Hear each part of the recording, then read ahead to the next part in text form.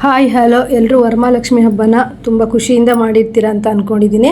Friends, Varamahalakshmi ಹಬ್ಬ ಆದಮೇಲೆ ಕಳಸದ ನೀರಲ್ಲಿ ನಾವು ಈ ವಸ್ತುಗಳನ್ನೆಲ್ಲ ಹಾಕಿರ್ತೀವಿ. ನಾನು ಮೊನ್ನೆ ಒಂದು ವಿಡಿಯೋ ಹಾಕಿದ್ದೆ.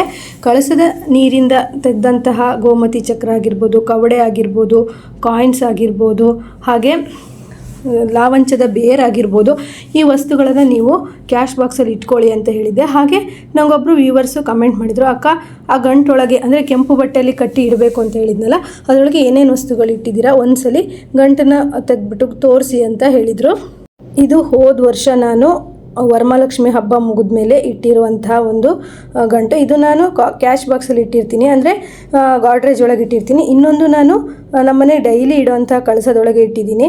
ಇನ್ನೊಂದು ನಾನು ಟೈಲರಿಂಗ್ ಬಟ್ಟೆ ದುಡ್ಡು ಬರುತ್ತಲ್ವ, ಕ್ಯಾಶ್ ಬಾಕ್ಸಲ್ಲಿ ಇಟ್ಕೊಂಡಿದ್ದೀನಿ.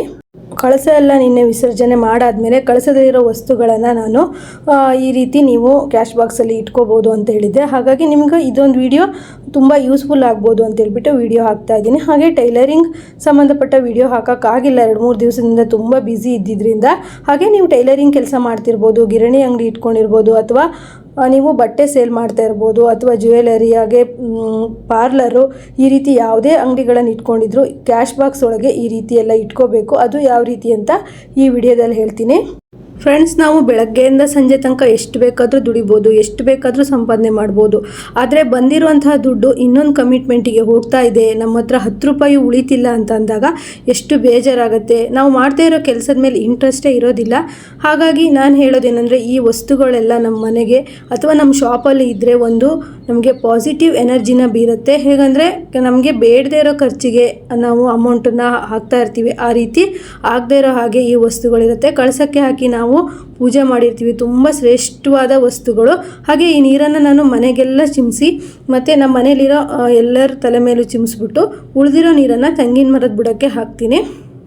ನೋಡಿ, ನಾವು ಕಳಸದ ಕೊಡಪಾನನೇ ತೊಗೊಂಡೋಗಿ ಸುರುವಕ್ಕೆ ಹೋಗಬಾರ್ದು. ಈ ರೀತಿ ಒಂದು ಎಕ್ಸ್ಟ್ರಾ ಪಾತ್ರೆಗೆ ಹಾಕ್ಕೊಂಡು ಈ ರೀತಿ ವಸ್ತುಗಳೆಲ್ಲ ಇರುತ್ತಲ್ವ, ಇದನ್ನೆಲ್ಲ ತೆಗೆದುಬಿಟ್ಟು ನಾವು ಇಟ್ಕೊಬೇಕು. ನಾನು ಡ್ರೈ ಫ್ರೂಟ್ಸ್ ಎಲ್ಲ ಹಾಕ್ತಿದ್ದೆ ಮೊದಲು, ಈಗ ಡ್ರೈ ಫ್ರೂಟ್ಸ್ ಎಲ್ಲ ಹಾಗೆ ಇಟ್ಬಿಡ್ತೀನಿ ಕಳಸದ ಮುಂದೆ.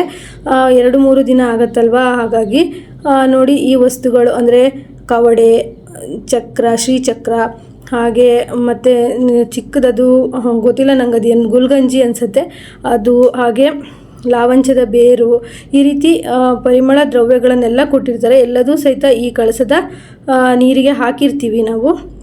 ಅದನ್ನು ತೆಗೆದುಬಿಟ್ಟು ನಾನು ಪ್ರತಿ ವರ್ಷ ಈ ರೀತಿ ಹೊಸ್ದಾಗಿ ತಂದು ಹಾಕಿರ್ತೀನಿ. ನೀವು ಪ್ರತಿ ವರ್ಷ ಹೊಸ್ದಾಗಿ ತರೋದೇನು ಬೇಡ, ಇರೋದನ್ನೇ ಹಾಕ್ಬೋದು. ಆದರೆ ನನಗೆ ಅಂದರೆ ಕ್ಯಾಶ್ ಬಾಕ್ಸಲ್ಲೆಲ್ಲ ಇಟ್ಕೊಳ್ಳೋಕ್ಕೆಲ್ಲ ಬೇಕಲ್ವ, ಹಾಗಾಗಿ ಈ ವರ್ಷ ನಾನು ಹೊಸದೊಂದು ತೊಗೊಂಬಂದಿದ್ದೆ. ಅದನ್ನು ನಾನು ಈ ವರ್ಷ ನನ್ನ ಟೈಲರಿಂಗ್ ಶಾಪಲ್ಲಿ ಕ್ಯಾಶ್ ಬಾಕ್ಸಲ್ಲಿ ಇಟ್ಟಿದ್ದೆ. ಅದನ್ನು ಸ್ವಲ್ಪ ಕವಡೆ ಎಲ್ಲ ಕೆಲವು ತುಂಬ ವರ್ಷ ಆದವಾಗ ಹಾಳಾಗುತ್ತೆ, ತೆಗೆದ್ಬಿಟ್ಟು ಹೊಸದು ಇಡೋಣ ಅಂದ್ಬಿಟ್ಟು ಇಡ್ತಾಯಿದ್ದೀನಿ. ನೋಡಿ, ಈ ರೀತಿ ಎಲ್ಲ ಎಕ್ಸ್ಟ್ರಾ ಮಾಡ್ಕೊಳ್ಳಿ. ಈ ರೀತಿ ಬೆಳ್ಳಿ ಕಾಯಿನದು, ಅದು ನೀರಲ್ಲಿತ್ತಲ್ಲ 2 ದಿವಸ, ಕಪ್ಪಾಗ್ಬಿಟ್ಟಿದೆ. ಮತ್ತು ಕಮಲದ ಬೀಜ ಏನು ಇಡಕ್ಕೆ ಬರೋದಿಲ್ಲ, ಆದರೆ ಇಡಕ್ಕೆ ಬರುತ್ತೆ ಅನ್ನೋಂಗಿದ್ರೆ ನೀವು ಇಡ್ಬೋದು. ಇಲ್ಲ ಅಂದರೆ ನೀವು ಈ ವಸ್ತುಗಳು, ನಮ್ಮ ಮನೆಗೆ ವರಮಹಾಲಕ್ಷ್ಮಿ ಹಬ್ಬ ಮಾಡಲ್ಲ ನಾವೇನು ಮಾಡೋದು, ಈ ವಸ್ತುಗಳನ್ನೆಲ್ಲ ತಂದುಬಿಟ್ಟು ಈಗ ನೆಕ್ಸ್ಟ್ ಶುಕ್ರವಾರ, ಒಂದು ಶ್ರಾವಣ ಶುಕ್ರವಾರ ಇದೆ ಫ್ರೆಂಡ್ಸ್, ಅವಾಗ ನೀವು ತಟ್ಟೆಯಲ್ಲಿ ಹಾಕಿ ಪೂಜೆ ಮಾಡಿ ಈ ವಸ್ತುಗಳನ್ನೆಲ್ಲ ಗಂಟು ಕಟ್ಟಿ ನೀವು ಕ್ಯಾಶ್ ಬಾಕ್ಸಲ್ಲಿ ಇಟ್ಕೋಬೋದು. ಅಥವಾ ಕ್ಯಾಶ್ ಬಾಕ್ಸಲ್ಲಿ ನೀವು ಕೆಂಪು ಬಟ್ಟೆನ ಹಾಸಿಬಿಟ್ಟು ಈ ವಸ್ತುಗಳನ್ನೆಲ್ಲ ಇಡ್ಬೋದು. ತುಂಬಾ ಒಂದು ಪಾಸಿಟಿವ್ ಅನ್ಬೋದು. ಯಾಕಂದರೆ ನೀವು ಕೆಲಸ ಮಾಡ್ತಾಯಿರಿ, ದುಡ್ಡು ಸಂಪಾದನೆ ಮಾಡ್ತಾಯಿರಿ, ಬೇಡದೇ ಇರೋ ಖರ್ಚು, ಅಥವಾ ನೀವು ತುಂಬಾ ದುಡಿತಾ ಇದ್ದೀರಾ ಅಂದರೆ ಇನ್ಯಾರೋ ಸಾಲ ಕೇಳೋರಾಗಿರ್ಬೋದು, ಸುಮ್ಮನೆ ಇಸ್ಕೊಂಡು ಕೊಡದೇ ಇರೋರಾಗಿರ್ಬೋದು, ಆ ರೀತಿ ಯಾವುದೇ ಥರ ನೆಗೆಟಿವ್ ನೀವು ಕೆಲಸ ಮಾಡೋ ಜಾಗದಲ್ಲಿ ಆಗೋದಿಲ್ಲ. ಇದು ನನಗೆ 100% ವರ್ಕ್ ಆಗಿದೆ. ನೋಡಿ, ಲಾವಂಚದ ಬೇರು, ಇದನ್ನು ಸ್ವಲ್ಪ ಒಣಗಿಸ್ಬಿಟ್ಟು ನೀವು ಹಾಕಿಡಿ. ಹಾಗೆ ನಾನು ಸ್ವಲ್ಪ ಒಣಗಿರೋದು ಹಾಗೆ ಇಟ್ಕೊಂಡಿದ್ದೆ, ಅದನ್ನು ಹಾಕಿಡ್ತೀನಿ ಕ್ಯಾಶ್ ಬಾಕ್ಸಲ್ಲಿ. ವಿಡಿಯೋ ಕೊನೆವರೆಗೂ ನೋಡಿ, ತುಂಬಾ ಯೂಸ್ಫುಲ್ ಆಗುತ್ತೆ. ನೀವು ಯಾವುದೇ ಬಿಸ್ನೆಸ್ ಮಾಡ್ತೀರಿ, ಯಾವುದೇ ಕೆಲಸ ಅಲ್ಲಿ ಇದನ್ನು ನೀವು ಇಟ್ಕೊಳ್ಳಿ.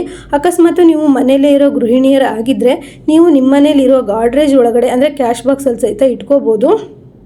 ಹಾಗೆ ಫ್ರೆಂಡ್ಸ್, ನಾನು ಹೇಳ್ಕೊಟ್ಟಿರೋ ರೆಮಿಡಿನೆಲ್ಲ ಫಾಲೋ ಮಾಡಿ ನನಗೆ ಕಾಲ್ ಮಾಡಿ ಹೇಳ್ತಾರೆ, ಅಕ್ಕ ನಮಗೆ ತುಂಬಾ ವರ್ಕ್ ಆಗಿದೆ ನೀವು ಹೇಳ್ಕೊಟ್ಟಿರೋಂಥ ರೆಮಿಡಿ ಎಲ್ಲ ಅಂತೇಳ್ಬಿಟ್ಟು. ಫ್ರೆಂಡ್ಸ್, ನಾನು ಟೈಲರಿಂಗ್ ಮಾಡ್ತಿದ್ದೆ, ತುಂಬಾ ಕಷ್ಟನ ಅನುಭವಿಸ್ತಿದ್ದೆ. ಬಂದಿರೋಂಥ ದುಡ್ಡು ಏನೇನೋ ಖರ್ಚುಗಳಾಗೋಗೋದು. ಎಕ್ಸಾಂಪಲ್, ನನಗೆ ನಮ್ಮ ಮನೆಯವರಿಗೆ ಆಕ್ಸಿಡೆಂಟ್ ಆಗಿದ್ದಾಗಿರ್ಬೋದು, ಅಥವಾ ಸುಮ್ಮನೆ ಖರ್ಚುಗಳು, ಹುಷಾರಿಲ್ಲ, ಅದಿಲ್ಲ ಇದಿಲ್ಲ ಅಂತೇಳ್ಬಿಟ್ಟು ನಾನು ದುಡ್ದಿರೋ ಎಷ್ಟೇ ದುಡ್ಡು, ಒಂದು 5,000 ರೂಪಾಯಿ ಸೇವ್ ಮಾಡಿ ಇಟ್ಕೊಳ್ಳಿ, ಆ ದುಡ್ಡಿಗೆ ಇನ್ನೊಂದು ಖರ್ಚು ಬಂದುಬಿಡ್ತಿತ್ತು. ಈ ರೀತಿ ನಾನು ಯಾವಾಗ ಮಾಡೋಕ್ಕೆ ಶುರು ಮಾಡಿದೆ, ಸ್ವಲ್ಪ ಅಮೌಂಟ್ ಅಂದರೆ ನಾನು ಸೇವ್ ಮಾಡಿರೋ ಅಮೌಂಟು ನನಗೆ ಖರ್ಚು ಮಾಡಬೇಕು ಅಂತ ಅನಿಸಲ್ಲ. ಏನಾದರೂ ಒಳ್ಳೆ ಕೆಲಸಗಳಿಗೆ ಅನಿವಾರ್ಯತೆ ಇದ್ದಾಗ ಮಾತ್ರ ನಾನು ಅಮೌಂಟನ್ನು ಖರ್ಚು ಮಾಡ್ತೀನಿ. ಇದು 33 ಕಾಯಿನು ನಾನು ಲಕ್ಷ್ಮೀ ಇದ್ರ ಕಳಸದ ಎದುರುಗಿಟ್ಟಿದ್ದು. ಇದು ಗೋಲ್ಡ್ ಕಾಯಿನು, ಇಲ್ಲಿ ಕಾಣಿಸ್ತಾ ಇದೆ. ಫುಲ್ ಎಲ್ಲದು ಗೋಲ್ಡು 5 ರೂಪಾಯಿ ಕಾಯಿನು. ನೀವು ಈ ಸರಿ ಒಟ್ಟು ಹಾಕ್ಕೊಳ್ಳಿ 33 ಕಾಯಿನ್ ಇಟ್ಬಿಟ್ಟು ನೆಕ್ಸ್ಟ್ ವರ್ಷ ವರಮಹಾಲಕ್ಷ್ಮಿಗೆ ಇಟ್ಟು ಪೂಜೆ ಮಾಡಿ. ಹಾಗೆಯೇ ನೋಡ್ತಾ ಇರ್ಬೋದು. ಆಮೇಲೆ ಕ್ಯಾಶ್ ಬಾಕ್ಸಲ್ಲಿ ಎತ್ತಿಟ್ಕೊಳ್ಳಿ, ಅಂದರೆ ನೀವು ಮನೆಯಲ್ಲಿ ಗಾಡ್ರೇಜ್ ಒಳಗೆ ಎತ್ತಿಟ್ಕೊಳ್ಳಿ, ಬೇರೆ ಒಂದು ಕೆಂಪಟ್ಟಲ್ಲೇ ಕಟ್ಬಿಟ್ಟು ಎತ್ತಿಟ್ಕೊಳ್ಳಿ. ತುಂಬಾ ಒಂದು ಪಾಸಿಟಿವ್ ಅನ್ಬೋದು. ಹಾಗೆ ನಾವು ಇದು ಮತ್ತು 20 ರೂಪಾಯಿ ನೋಟನ್ನು ಒಟ್ಟಾಕಿ 2 ಪಿಂಟೆ ಹಿಂಗೆ ಮಾಡಿ ಪೂಜೆಗೆ ಇಟ್ಟಿದ್ದು, ಅದು ಅಷ್ಟೇ ಖರ್ಚು ಮಾಡಬಾರ್ದು, ಹಾಗೆ ಇಟ್ಕೊಳ್ಳಿ. ಹಾಗೆ ತುಂಬಾ ಎಲ್ಲ ಜೋಡಿಸಿದ್ದೆಲ್ಲ ತೆಗೆದೆ ನೋಡಿ. ಇದು ನಾನು ಹೋದ ವರ್ಷ ಪೂಜೆ ಮಾಡಿರೋಂಥ ವಸ್ತುಗಳು. ಹಾಗೆ ಇದು ಮೊನ್ನೆ ತೋರಿಸಿದಾಗ ಈ ಗಂಟು ತೆಗೆದು ತೋರಿಸಿ ಅಕ್ಕ ಅಂತ ಹೇಳಿದ್ರು ನೋಡಿ. ಕಾವಡೆ, ಶ್ರೀಚಕ್ರ, ಕಮಲದ ಬೀಜ, ಲವಂಗ, ಹಾಗೆ ಏಲಕ್ಕಿ ಎಲ್ಲ ಇಟ್ಟು ಕರ್ಪೂರ ಎಲ್ಲದೂ ಹಾಕಿಬಿಟ್ಟು ಒಂದು ಗೋಲ್ಡ್ ಕಾಯಿನೂ ಹಾಕಿದೆ, ಇದಕ್ಕೆ ತೆಗೆದಿದ್ದೀನಿ. ಗೋಲ್ಡ್ ಕಾಯಿನೂ ಹಾಕಿಬಿಟ್ಟು ಬೆಳ್ಳಿ ಕಾಯಿನ್ ಇದ್ದರೆ ಬೆಳ್ಳಿ ಕಾಯಿನೂ ಹಾಕ್ಬೋದು ನೀವು. ಇದಿಷ್ಟು ಹಾಕಿ ನೀವು ಗಂಟು ಕಟ್ಟಿ ಇಡಿ. ಹಾಗೆ ಪ್ರತಿ ಅಮಾವಾಸ್ಯೆಗೂ ಹುಣ್ಣಿಮೆಗೂ ಅದಕ್ಕೆ ನೀವು ಊದ್ಬತ್ತಿ ಹೊಗೆ ಅಥವಾ ಲೋಬಾನದ ಹೊಗೆಯನ್ನು ಕುಟ್ಕೊಳ್ಳಿ. ಯಾಕಂದರೆ ಮುಟ್ಟು ಮೈಲಿಗೆ ಈ ರೀತಿ ಆಗ್ತಾ ಇರುತ್ತಲ್ವ. ಹಾಗಾಗಿ ಟೈಲರಿಂಗ್ ಮಿಷನಿಗೆ ಕಟ್ಟಿದ್ದು ಅಷ್ಟೇ, ನೀವು ಪ್ರತಿ ಟೈಮಲ್ಲೂ ಏನು ಅದನ್ನು ಚೇಂಜ್ ಮಾಡೋದು ಬೇಡ. ನೀವು ಯಾವಾಗೆಲ್ಲ ನಿಮ್ಮನೆಗೆ ಲೋಬಾನದ ಹೊಗೆ ಅಥವಾ ಸಾಂಬ್ರಾಣಿ ಹೊಗೆ ಹೇಳ್ತಿರಲ್ವ, ಅದನ್ನು ಹಾಕಿದಾಗ ಆ ಗಂಟಿಗೂ ಸ್ವಲ್ಪ ಹಿಡೀರಿ, ಆಗ ಯಾವುದೇ ಒಂದು ನೆಗೆಟಿವ್ ಇದ್ದರೂ ಹೋಗುತ್ತೆ. ಹಾಗೆ ನೀವು ಈ ರೆಮಿಡಿನ ವರಮಹಾಲಕ್ಷ್ಮಿಗೆ ಆಯ್ತಲ್ವ, ಇನ್ನು ನೆಕ್ಸ್ಟ್ ಬರೋಂತಹ ದೀಪಾವಳಿ ಲಕ್ಷ್ಮೀ ಪೂಜೆ, ಅದು ತುಂಬಾ ಶ್ರೇಷ್ಠವಾಗಿದ್ದು. ದೀಪಾವಳಿ ಲಕ್ಷ್ಮೀ ಪೂಜೆಯಲ್ಲಿ ಇದೇ ರೀತಿಯೇ ಕಳಸಕ್ಕೆ ಹಾಕಿಬಿಟ್ಟು, ಅಕಸ್ಮಾತ್ ನಿಮಗೆ ವರಮಹಾಲಕ್ಷ್ಮಿಗೆ ತಗೊಳಕ್ಕಾಗಿಲ್ಲ, ತುಂಬ ಜನ ಅಂಗಡಿಯಲ್ಲಿ ಹಾಗೆ ಬೇರೆ ಬೇರೆ ಬಿಸ್ನೆಸ್ಗಳು ಶಾಪ್ಗಳಿರುತ್ತೆ, ಅಲ್ಲಿ ನೀವು ಈ ವಸ್ತುಗಳನ್ನು ತಂದುಬಿಟ್ಟು ಕಳಸ ಇಟ್ಟು ಪೂಜೆ ಮಾಡ್ತಿರ್ತೀರ ಅಂದರೆ ಕಳಸದೊಳಗೆ ಹಾಕಿಬಿಟ್ಟು ನೆಕ್ಸ್ಟು ನೀವು ತೆಗೆದುಬಿಟ್ಟು ರೆಡ್ ಬಟ್ಟೆನ ಕ್ಯಾಶ್ ಬಾಕ್ಸಲ್ಲಿ ಹಾಸಿಬಿಟ್ಟು ಈ ವಸ್ತುಗಳನ್ನೆಲ್ಲ ಹಾಕಿಟ್ರೆ ನೋಡಿ ಎಷ್ಟು ಒಂದು ಪಾಸಿಟಿವ್ ಎನರ್ಜಿ ಅನ್ಬೋದು. ಹಾಗೆ ಒಂದು ಅಡಿಕೆ ಪ್ರತಿದಿನ ನಮ್ಮ ಪರ್ಸಲ್ಲಾಗಿರ್ಬೋದು, ಕ್ಯಾಶ್ ಬಾಕ್ಸಲ್ಲಾಗಿರ್ಬೋದು, ವಿಳ್ಯದಲ್ಲೇ ಅಡಿಕೆ ಇಟ್ಕೊಬೇಕು. ಸಾಧ್ಯವಾಗಿದ್ದರೆ ಒಂದು ಅಡಿಕೆನಾದರೂ ಇಟ್ಕೊಳ್ಳಿ. ಅಡಿಕೆ ಲಕ್ಷ್ಮೀ ಸ್ವರೂಪನೇ ಅನ್ಬೋದು. ಹಾಗೆ ಕೆಂಪು ಬಟ್ಟೆನೂ ಅಷ್ಟೇ ಆ್ಯಕ್ಟಿವು. ನೀವು ನೋಡಿ, ನಾವು ಹಣೆಗೆ ಒಂದು ಕೆಂಪು ಕುಂಕುಮನ ಇಟ್ಕೊಂಡಾಗ ನಾವು ಎಷ್ಟು ಆ್ಯಕ್ಟಿವ್ ಆಗಿ ಕೆಲಸ ಮಾಡ್ತೀವಿ ಅಂತೇಳಿ. ಲಕ್ಷ್ಮಿಗೆ ಪ್ರಿಯವಾದ ಬಣ್ಣ ಅಂದರೆ ಕೆಂಪು ಬಣ್ಣ. ಹಾಗಾಗಿ ಕೆಂಪು ಬಟ್ಟೆಯಲ್ಲೇ ಕಟ್ಟಿಡಿ ಅಥವಾ ಕೆಂಪು ಬಟ್ಟೆ ಹಾಸಿಡಿ ಅಂತ ಹೇಳೋದು. ನೋಡಿ, ಈ ವಸ್ತುಗಳನ್ನೆಲ್ಲ ಸ್ವಲ್ಪ ಬಟ್ಟೆಯಲ್ಲಿ ಒರೆಸ್ಬಿಟ್ಟು ನಾನು ಕ್ಯಾಶ್ ಬಾಕ್ಸಲ್ಲಿ ಇಡ್ತೀನಿ. ಅದು ಹೇಗೆ ಅಂತ ಹೇಳ್ತೀನಿ. ಹಾಗೆ ಫ್ರೆಂಡ್ಸ್, ಈ ವಿಡಿಯೋ ನಿಮಗೆ ಏನಾದರೂ ಹೆಲ್ಪ್ಫುಲ್ ಆಗುತ್ತೆ ಅಂದರೆ ನನಗೆ ವಿಡಿಯೋಕ್ಕೆ ಲೈಕ್ ಮಾಡೋದನ್ನು ಮರಿಬೇಡಿ. ಈ ವಿಡಿಯೋ ಇನ್ನಷ್ಟು ಜನಕ್ಕೆ ಶೇರ್ ಆಗಲಿ ಅಂದ್ಬಿಟ್ಟು ನೋಡಿ, ಕ್ಯಾಶ್ ಬಾಕ್ಸಿಗೆ ಈ ರೀತಿ ಕೆಂಪು ಬಟ್ಟೆನ ಫಸ್ಟು ಹಾಸ್ಕೊಳ್ಳಿ. ನೆಕ್ಸ್ಟು ಯಾವೆಲ್ಲ ವಸ್ತುಗಳಿದೆ ಅದನ್ನೆಲ್ಲದನ್ನು ಈ ಕ್ಯಾಶ್ ಬಾಕ್ಸ್ ಒಳಗೆ ಹಾಕಿಡಿ. ನಮಗೆ ಅಯ್ಯೋ ಇದೆಲ್ಲ ನಂಬಲ್ಲ ಅಂತ ಹೇಳಿಬಿಟ್ಟು ಯಾರೂ ಮಾಡಬೇಡಿ. ನಿಮಗೆ ನಂಬಿಕೆ ಇದ್ದರೆ ಮಾತ್ರ ಮಾಡಿ. ಬೇಕಾದರೆ ನೀವು ಎಷ್ಟು ಜನದ ವಿಡಿಯೋ ನೋಡಿ, ಶ್ರೀಚಕ್ರ, ಕವಡೆ ಇದೆಲ್ಲದರಲ್ಲೂ ಇದು ಇಡೋದ್ರಿಂದ ಎಷ್ಟು ಒಂದು ಪಾಸಿಟಿವ್ ಎನರ್ಜಿ ಮನೆಗಾಗಿರ್ಬೋದು, ಶಾಪ್ ಆಗಿರ್ಬೋದು ನೋಡಿ. ಬೇಕಾದರೆ ನೀವು ಈ ವರ್ಷ ಮಾಡಿ. ಅಥವಾ ನೀವು ವರಮಹಾಲಕ್ಷ್ಮಿ ಹಬ್ಬಕ್ಕೆ ತಂದಿಲ್ಲ, ಇದನ್ನೆಲ್ಲ ಮಾಡಿಲ್ಲ ಅಂದರೆ ನೆಕ್ಸ್ಟು ಶುಕ್ರವಾರ ಇದೆ, ಲಾಸ್ಟ್ ಶುಕ್ರವಾರ, ಶ್ರಾವಣ ಶುಕ್ರವಾರ ಇದೆ, ಅವತ್ತಾದರೂ ನೀವು ಅದ್ರಿಗಿಂತ ಮುಂಚೆ ತಂದು ದೇವ್ರ ಹತ್ರ ಇಟ್ಕೊಂಡು ನೀವು ಇದನ್ನೆಲ್ಲ ಹಾಕಿದ್ರೆ ಕೆಂಪು ಬಟ್ಟೆ ಸಿಕ್ಕರೆ ಈ ರೀತಿ ಹಾಸ್ಬಿಟ್ಟು ಈ ವಸ್ತುಗಳನ್ನು ಹಾಕಿ ನೋಡಿ. ನಾನು ನೆಲ್ಲಿಕಾಯಿ ಸಮೇತ ಇತ್ತಲ್ವ, ನೆಲ್ಲಿಕಾಯಿ ಸಮೇತ ಹಾಕ್ತಿದ್ದೀನಿ. ಹಾಗೆ ನಿಮಗೆ ಕುದುರೆ ಲಾಳ ಏನಾದರೂ ಸಿಕ್ಕಿದ್ರೆ ಅದನ್ನು ಸಮೇತನೂ ಈ ಕ್ಯಾಶ್ ಬಾಕ್ಸಿಗೆ ಹಾಕಿಡ್ಬೋದು. ತುಂಬಾ ವರ್ಕ್ ಆಗುತ್ತೆ. ಹಾಗೆ ನೀವು ಪ್ರತಿ ಅಮಾವಾಸ್ಯೆಗೂ ಹುಣ್ಣಿಮೆಗೂ ಲೋಬಾನದ ಹೊಗೆ ಧೂಪವನ್ನು ಕೊಟ್ಟರೆ ಅದು ಹಾಗೇ ಪಾಸಿಟಿವ್ ಆಗಿ ಕೆಲಸ ಮಾಡುತ್ತೆ. ನೀವು ವರಮಹಾಲಕ್ಷ್ಮಿ ಹಬ್ಬಕ್ಕೆ ಅಥವಾ ಶ್ರಾವಣಕ್ಕೆ ಮತ್ತು ದಸರಾಕ್ಕೆ ಮತ್ತು ದೀಪಾವಳಿಗೆ ಈ ರೀತಿ ಕ್ಯಾಶ್ ಬಾಕ್ಸಲ್ಲಿ ನೀವು ಆದಷ್ಟು ಹಾಕಿಡಿ. ನೋಡಿ ನೀವು ಎಷ್ಟು ಪಾಸಿಟಿವ್ ಆಗಿ ಕೆಲಸ ಮಾಡ್ತೀರ ಅಂತ. ನಂಗೊಬ್ಬರು ವ್ಯೂವರ್ಸ್ ಕಮೆಂಟ್ ಮಾಡಿದರು, ಅಕ್ಕ ನಾನು 2-3 ತಿಂಗಳಾಯಿತು ಬಟ್ಟೆನೇ ಹೊಲಿಯೋಕ್ಕಾಗ್ತಾಯಿಲ್ಲ, ತುಂಬ ಸುಸ್ತಾಗ್ತಿದೆ, ತುಂಬ ಇಂಟ್ರೆಸ್ಟೇ ಬರ್ತಾ ಇಲ್ಲ ಅಂದರು.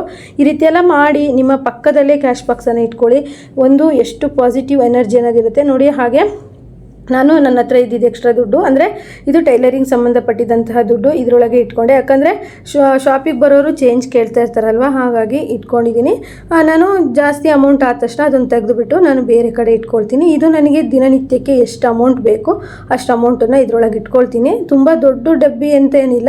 ನಿಮಗೆ ಡ್ರಾ ಆ ಥರ ಇದ್ದರೆ ಡ್ರಾದೊಳಗೂ ಹಾಕೋಬೋದು. ನಾನು ಮನೇಲೇ ಟೈಲರಿಂಗ್ ಮಾಡೋದ್ರಿಂದ ಡ್ರಾ ಆ ಥರ ಇಲ್ಲ. ನಾನು ಇದೇ ಕ್ಯಾಶ್ ಬಾಕ್ಸನ್ನೇ ಈ ರೀತಿಯೇ ಇಟ್ಕೊಳ್ಳೋದು.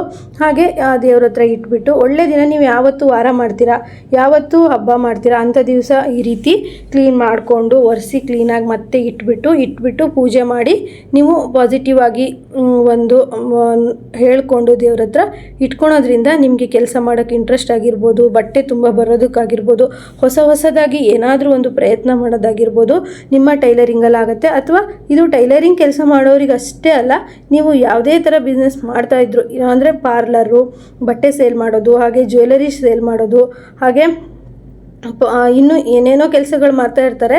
ಗಿರಣಿ ಅಂಗಡಿ ಇಟ್ಕೊಳ್ಳೋದಾಗಿರ್ಬೋದು, ಯಾರು ಬೇಕಾದರೂ ಈ ರೆಮಿಡಿನೆಲ್ಲದನ್ನು ಮಾಡ್ಬೋದು, ಏನೂ ತೊಂದರೆ ಇಲ್ಲ. ಇದೆಲ್ಲ ಒಳ್ಳೆ ವಸ್ತುಗಳೇ. ಹಾಗೆ ಈ ವಿಡಿಯೋ ಇಷ್ಟ ಆದರೆ ಲೈಕ್, ಶೇರ್, ಕಮೆಂಟ್ ಮಾಡೋದನ್ನು ಮರಿಬೇಡಿ. ಎಲ್ರಿಗೂ ಬಾಯ್.